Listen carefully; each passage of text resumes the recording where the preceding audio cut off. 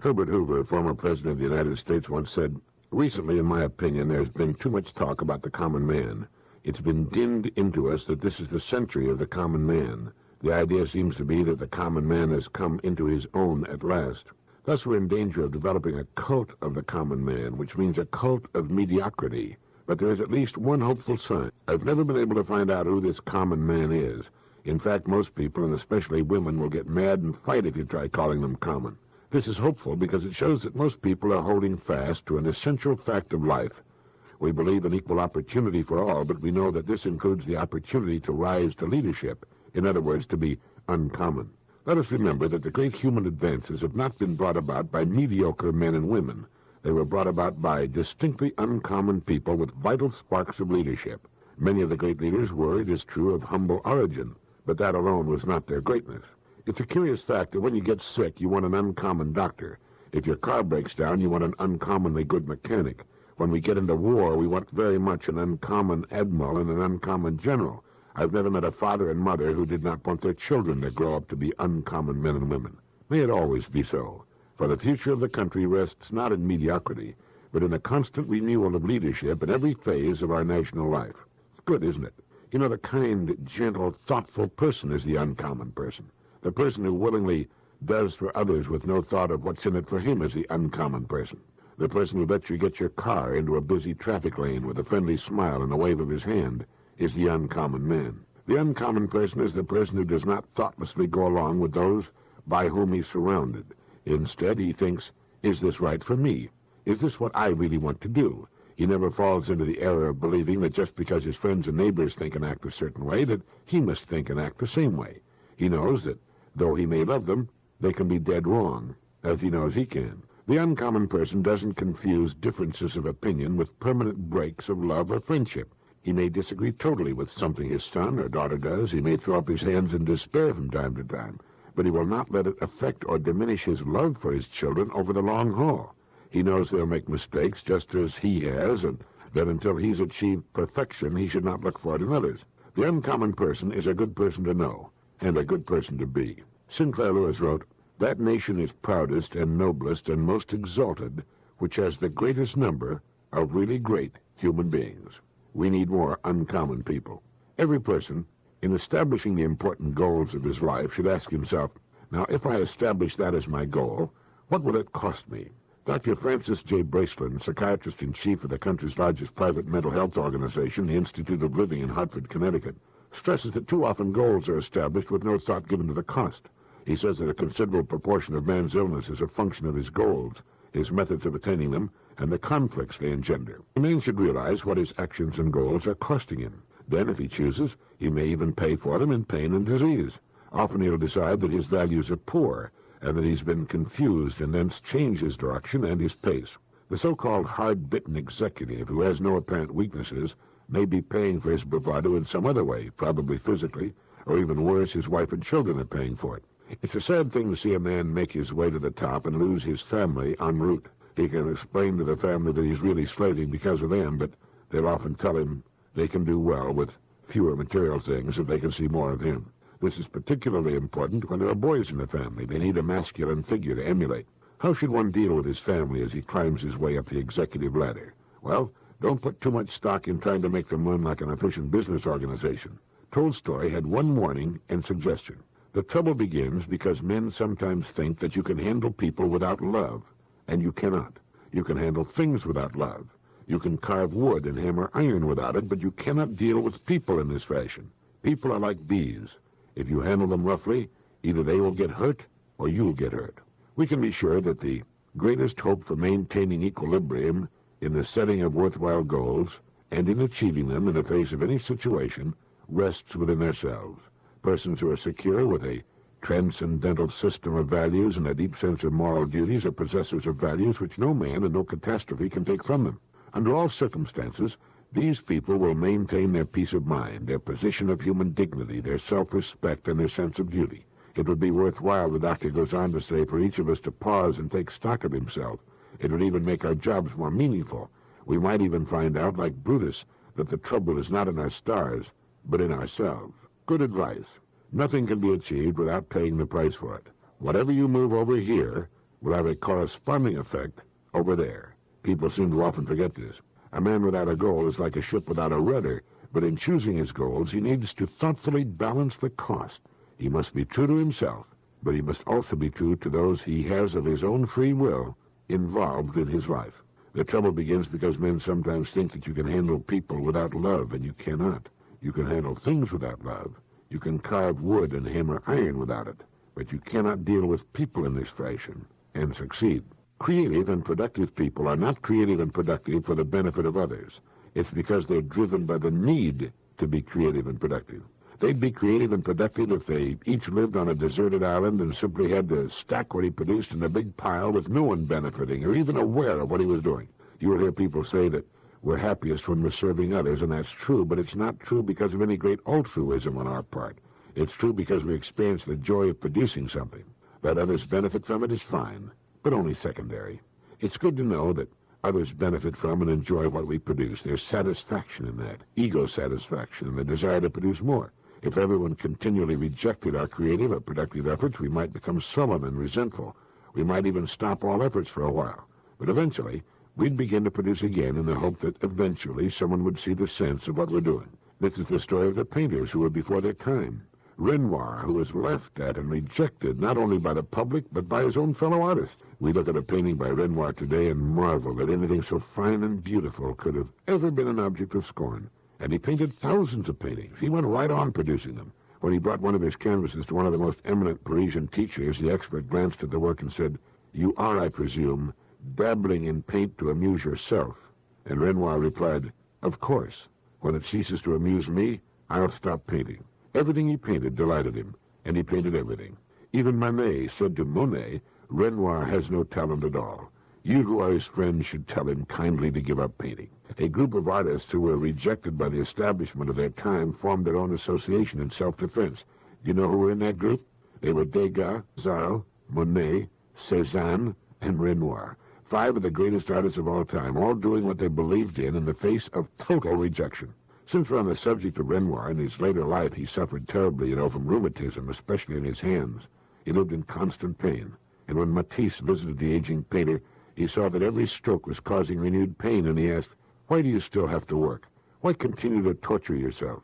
And Renoir answered, "The pain passes, but the pleasure, the creation of beauty remains." One day when he was 78 and quite famous and successful, finally he said, "I'm still making progress," and the next day he was dead. This is the mark of a creative, productive person. Still making progress, still learning, still producing as long as he lives, despite pain or problems of all kinds. Not producing for the joy or satisfaction of others, but because he must, because it gives him pleasure and satisfaction.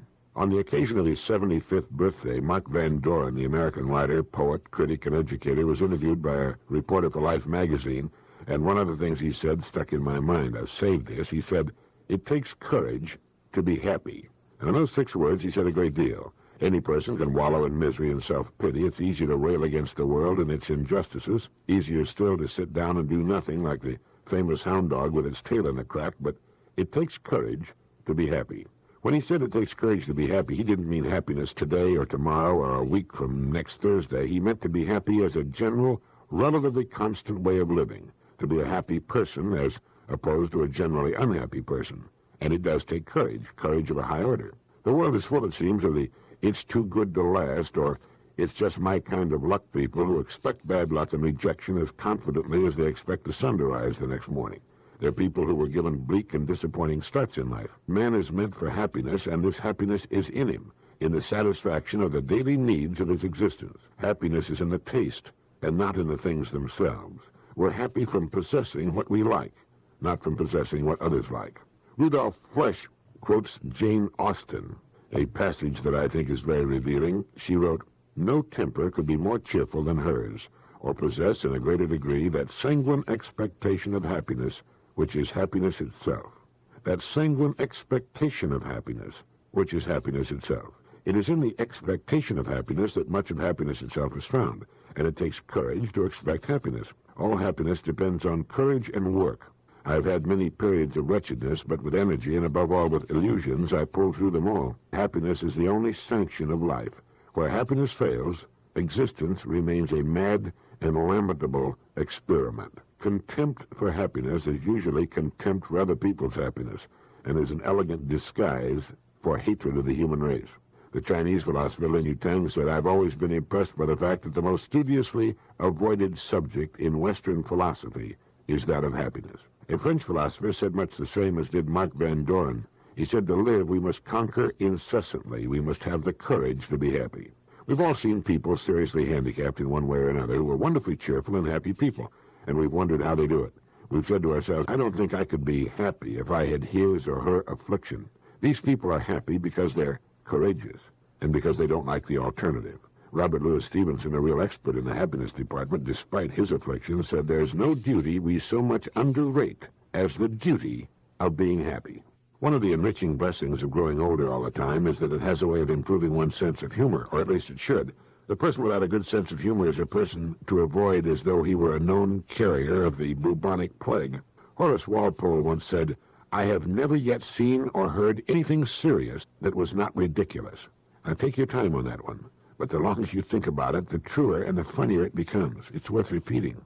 I have never yet seen or heard anything serious that was not ridiculous.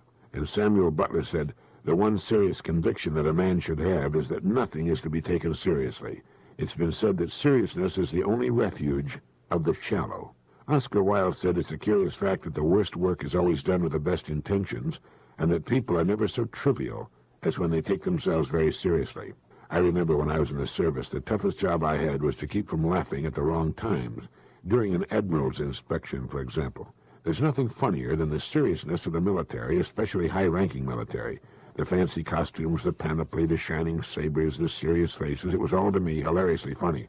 As Oscar Wilde said, people are never so trivial as when they take themselves very seriously. We can be serious about situations. When a youngster is ill or hurt, or somebody says the wrong thing to your wife, you can get very serious about the situation in a hurry. But that's not taking ourselves seriously. That's different. The thing that bothered me about Hemingway, as much as I admired his work, and still do, was that I thought he tended to take himself too seriously. He didn't seem to be able to laugh at himself, and I think he suffered, I think his work suffered, from this flaw in his character. I found it a good rule of thumb to be slightly suspicious of anyone who takes himself too seriously. There's usually something fishy there someplace. I think this is why we love children so much. Life is a game to them. They'll do their best at whatever work is given them, but they never seem to lose their ebullient sense of humor. There's always a sparkle of humor in their eyes. When a child lacks this, he's usually very sick or in need of help. Dictators are famous for their lack of humor. The mark of the cruel person is that he doesn't seem to be able to see anything funny in the world. And speaking of a sense of humor, this was what was so great about Mark Twain. No matter how serious the subject, he could find the humor in it and bring it out. Will Rogers, too. All the great comedians have this ability to see what's funny in the so-called serious situation. They can poke fun at themselves. And the study of humor is one of the most interesting. What makes people laugh? There are those who believe that a sense of humor is the only thing that has kept the human race from totally extinguishing itself. So keep your sense of humor at all costs. As the man says, you wouldn't be as concerned about what other people think of you if you realized how seldom they do. Lin Yutang, the famous Chinese philosopher, has written, "We don't know a nation until we know its pleasures of life, just as we do not know a man until we know how he spends his leisure. It is when a man ceases to do the things he has to do and does the things he likes to do that the character is revealed. It is when the repressions of society and business are gone, and when the goads of money and fame and ambition are lifted, and a man's spirit wanders where it listeth, that we see the inner man, his real self." Have you ever thought much about that? Your leisure gives you away. I used to know a man who was head of a very large commercial empire. Beginning with nothing but ambition, he became a multimillionaire and finally retired as head of this far-flung company. He bought a large and magnificent yacht with which to cruise the world. And do you know what he did with his free time? He read salacious paperbacks and got falling down drunk and had to be carried to bed unconscious every night. He's dead now. His leisure gave him away. There was nothing there, just nothing at all. He was a one-idea man. Once he was away from that idea, he was a lost child in the wilderness. He didn't enjoy his yacht or travel. Travel meant nothing to him. He was a pitiful, unhappy cipher, not because he was rich. There are thousands, millions just like him in every walk of life. It was just that his millions, which gave him access to the whole world, were worthless to him and accentuated his nothingness. The thing that's always bothered me is how a human being can live for 30 or 40 or 50 years and find no interest, no charm and excitement in the world. Talk about wearing blinders. I guess it has to do with the way a person looks at life. If it's nothing more to him than getting through one day after another as best he can, well, that's one thing. But if he's searching for meaning, well, that's something else. It doesn't mean he'll find it, but the search, the journey itself can be filled with interest. When FDR first took office as President of the United States, one of his first acts was to visit the Associate Justice of the Supreme Court, Oliver Wendell Holmes. He was admitted to the old jurist's quarters and found him reading Plato. Justice Holmes was in his 90s. "Why are you reading Plato, Mr. Justice?" the President asked. "To improve my mind, Mr. President," the great judge replied. "To improve my mind. What do you do with your leisure time?" It's a good idea to examine carefully this important segment of your life. It exposes the real person, but not the finished person. We can change, we can, like Justice Holmes, still be growing and improving our minds at 92. It doesn't mean we need to read Plato, although it's an excellent idea, but to find fulfillment, meaning, and interest, we need to grow towards something. When we stop growing, like my millionaire friend with the big yacht, we get sick and die. We may stick around a few more years and go through the motions, but for all practical purposes, we'll really cease to live. We don't know a man until we know how he spends his leisure. It's when a man ceases to do the things he has to do and does the things he likes to do that the character is revealed. It is then we see the inner man, his real self. There's a cute little gal in New York, a public relations executive in her 20s, who has said some interesting things about the so-called youth market. In an editorial in Pace magazine, she wrote, "To me, the youth market just doesn't exist. It's a myth, and I feel myths should be recognized as myths before they infiltrate our thinking. Today, forcefully or passively, we're acting to obliterate historical major myths nurtured here for too long about people, about success, about education, government, sex, lifestyle, personal relationships. Myths impose, they limit. Nothing should ever be imposed except those things that encourage an individual to find out what he or she wants to do and grow toward. A youth market concept limits. A youth market concept is really a nice, neat rationalization for change. It's a nice, neat rationalization for the need for new thinking at all levels. What does exist and is real is an entire population of all ages that's bored and a marketplace that's kind of boring to buy in.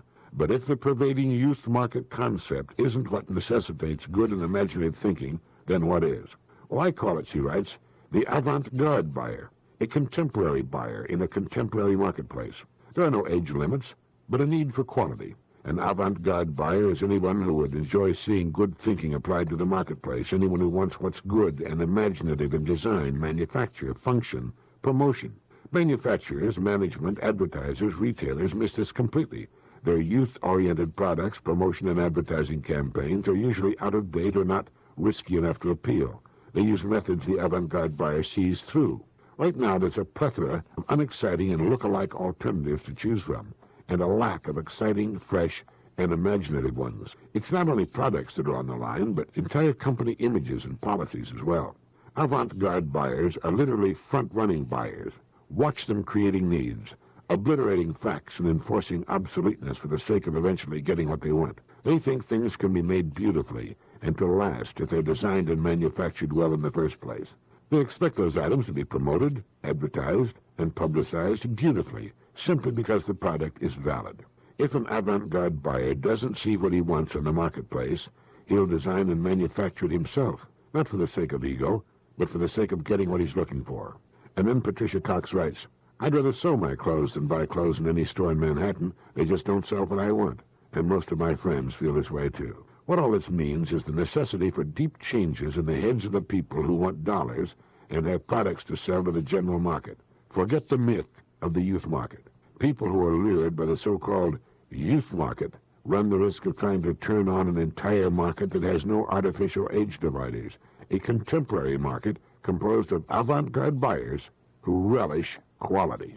I took my small son and one of his young friends on a 4-day trip to northern Michigan to the cottage of my old friend Bud Irish of Saginaw. Just the two young boys and me to fish and boat on the lake, take long walks, and swim in the crystal clear, clean water on the sandy beach. I'd fix us a big breakfast every morning and provide the sandwiches at midday, and in the evening we'd drive to a nearby village for a big dinner. Most of the time I spent putting worms on tiny hooks and unhooking bluegills and perch and tossing them back into the lake. The boys loved it and gave me time to get away from the city and think.